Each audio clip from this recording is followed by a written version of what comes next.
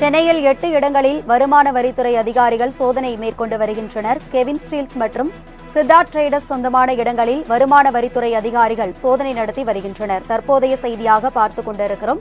சென்னை வளசரவாக்கம் மற்றும் George down உள்ளிட்ட 8 இடங்களில் வருமான வரித்துறையினர் சோதனை மேற்கொண்டு வருகின்றனர். வடசென்னை கச்சாலேஸ்வரர் கோவில் அருகே அர்மேனியன் தெருவில் உள்ள நிறுவனத்தில் ஐடி துறையினர் சோதனை மேற்கொண்டு வருகின்றனர்.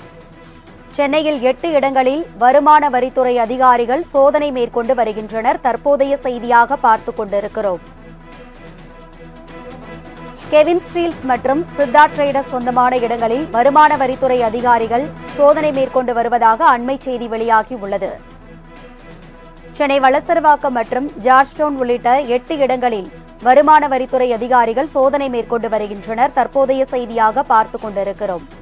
அதேபோல வடசென்னை கச்சாலீஸ்வரர் கோவில் அருகே அர்மேனியன் தெருவில் உள்ள நிறுவனத்திலும் வருமான வரித்துறை அதிகாரிகள் சோதனை மேற்கொண்டு வருவதாக தகவல் வெளியாகியுள்ளது.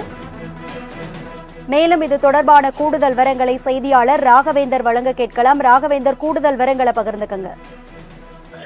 வணக்கம். வரி ஏய்ப்பு புகாரின் அடிப்படையில் தற்போது 8 இடங்களில் சென்னையில் 8 இடங்களில் வருமான வரித்துறை அதிகாரிகள் சோதனை மேற்கொண்டு வருகின்றனர்.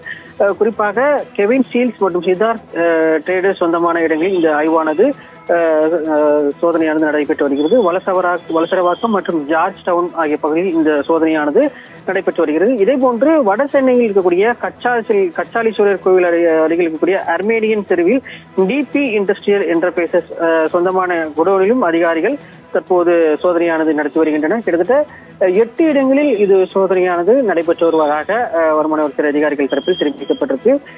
இந்த சோதனையானது எந்த அரசியல் பின்புலமும் இல்லை என்று கூறப்படுகிறது. மேலும் தொடர்ந்து இந்த நிறுவனங்கள் இந்த 2 நிறுவனங்கள் உட்பட பல்வேறு நிறுவனங்கள் தொடர்ந்து வரி ஏய்ப்பு செய்ததாக வந்த அடிப்படையில் புகாரின் அடிப்படையில் இந்த சோதனையானது நடைபெற்று வருவதாக வருமான வரித்துறை அதிகாரிகள் தரப்பில் தெரிவிக்கப்பட்டிருக்கு. இந்த சோதனையின் முடிவில் எவ்வளவு கணக்கில் வராத பணம் மற்றும் ஆவணங்கள் கைப்பற்றப்பட்டது என்பது குறித்து விரைவில் தெரிவிக்கப்படும் என்று வருமான வரித்துறை அதிகாரிகள் தரப்பில் தெரிவிக்கப்பட்டிருக்கு.